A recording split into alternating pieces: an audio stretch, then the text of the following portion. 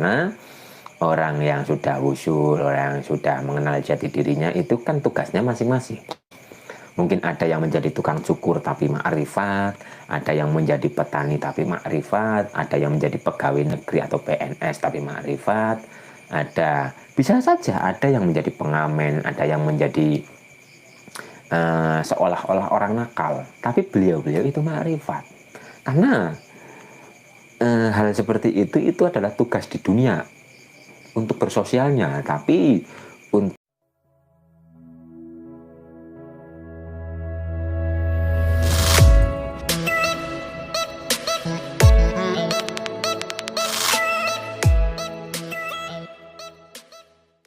jadi ketika kita ingin mengenal Tuhan kita wajib mengenal diri kita, karena diri sejati kita ini bukan raga, bukan, karena raga ini pasti hancur dan binasa. Diri sejati kita itu adalah sang hidup yang ada di setiap makhluk. Bahkan korek seperti ini ada hidup, rokok seperti ini ada hidup, asbak seperti ini ada hidup. Sehingga kemanapun kita menghadap, di situ wajahnya. Bukan berarti beliau itu asbak seperti ini, bukan. Pandangannya ini bukan dengan pandangan ini, tapi dengan pandangan ini. Jika kita di sini sudah pernah menyaksikan, maka kita bisa menyaksikan sang hidup yang melingkupi segala sesuatu. Sehingga kemanapun kita menghadap, di situ wajahnya. Karena apa? Karena kita pernah menyaksikan. Saksikan sang hidup yang ada di dalam diri, agar kita bisa menyaksikan sang hidup yang melingkupi segala sesuatu. Begitu. Jadi jangan sampai salah persepsi. Ini adalah di sini ada hidup, lantas berarti hidup seperti ini. Bukan seperti itu. Bukan seperti itu, Bapak Ibu. Jadi kenalilah hidup. Lah, ini diri sejati atau sang roh. Sang roh itu adalah utusan ilahi yang diutus ke alam dunia ini untuk memayu hayuning bawono, untuk menebarkan rahmat untuk seluruh makhluk. Jadi yang ini Muhammad yang ini, aduh salah, mau malah bilang ngana. Orang ketorang kanane nang kamerane. Yang ini maksudnya yang ini Muhammad itu adalah terpuji. Yang terpuji itu adalah sang ruh, karena ruh itu adalah percikan cahaya Tuhan.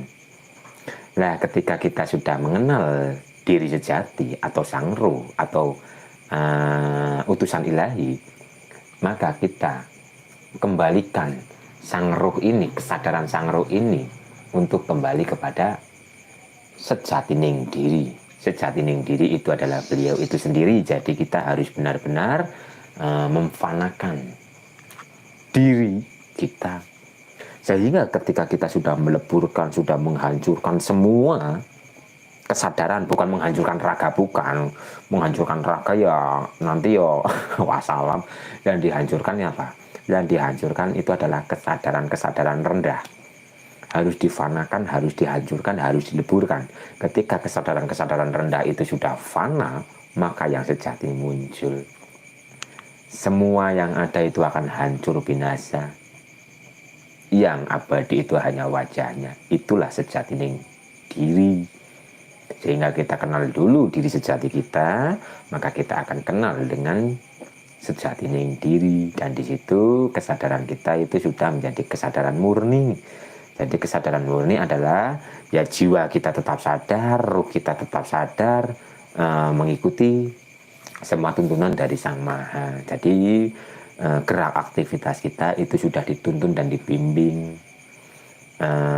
Hidup kita itu sudah dituntun dan dibimbing. Jadi kita sudah berjalan sesuai dengan kehendak ilahi, bukan kehendak ego.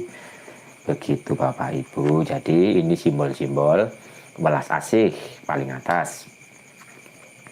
Diri sejati ini cahaya terpuji lan sejatining diri.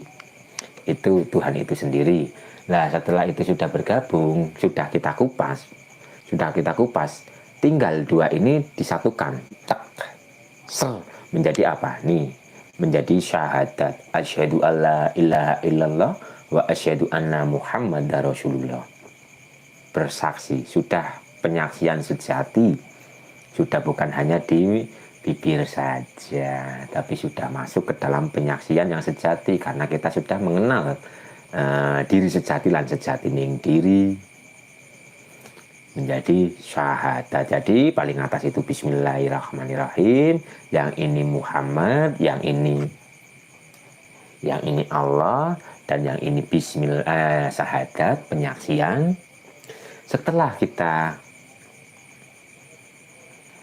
kita sudah mengupas semua ini, sudah mengkaji semua ini, sudah merasakan penyaksian semua ini, maka kita akan menjadi ayat kursi. Ini ayat kursi, yang ini ayat kursi, yang ini ayat kursi. Ya, umpamanya kita sudah mendapat dunung, sudah mendapat dunung, atau sudah mendapat tugas, mendapat kursi.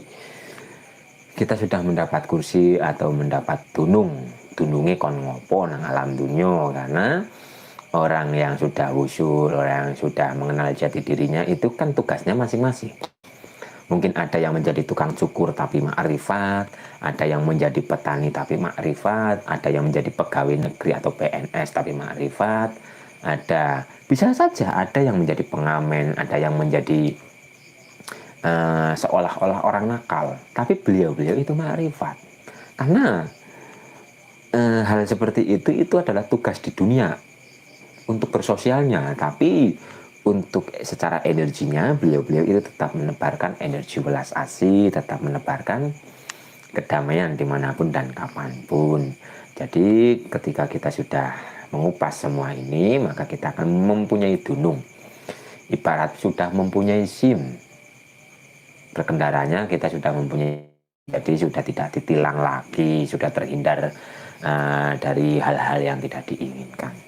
Jadi simbol ini saya dapatkan itu dari 2018. Jadi jangan heran mungkin ada saudara bapak ibu atau bapak ibu main ke tempat teman dan sebagainya, kok di rumahnya ini ada simbol seperti ini, berarti beliau itu pernah ke sini.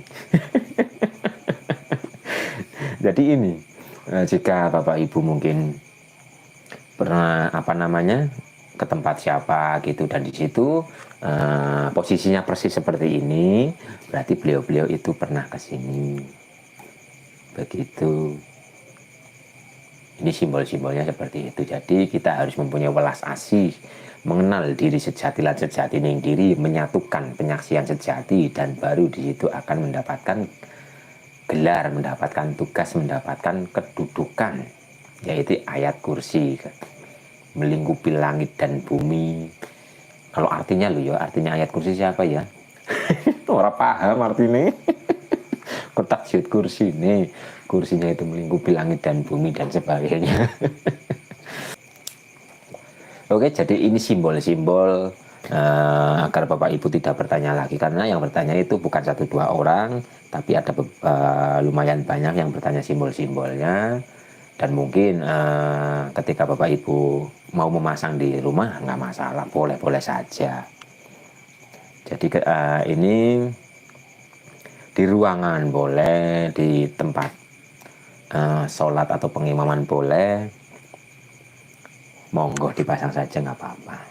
Lah kalau tentang minyak wanginya, saya itu kedunungannya ini misik putih. Ini dari 2016.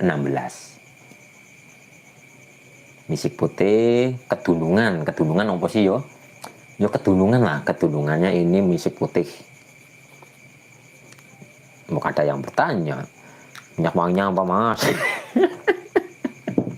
Minyak wanginya ini misik putih, ini mendapat daunnya itu dari 2016. Kalau yang ini 2018, kalau minyak wangi itu 2016. Misiknya misik putih.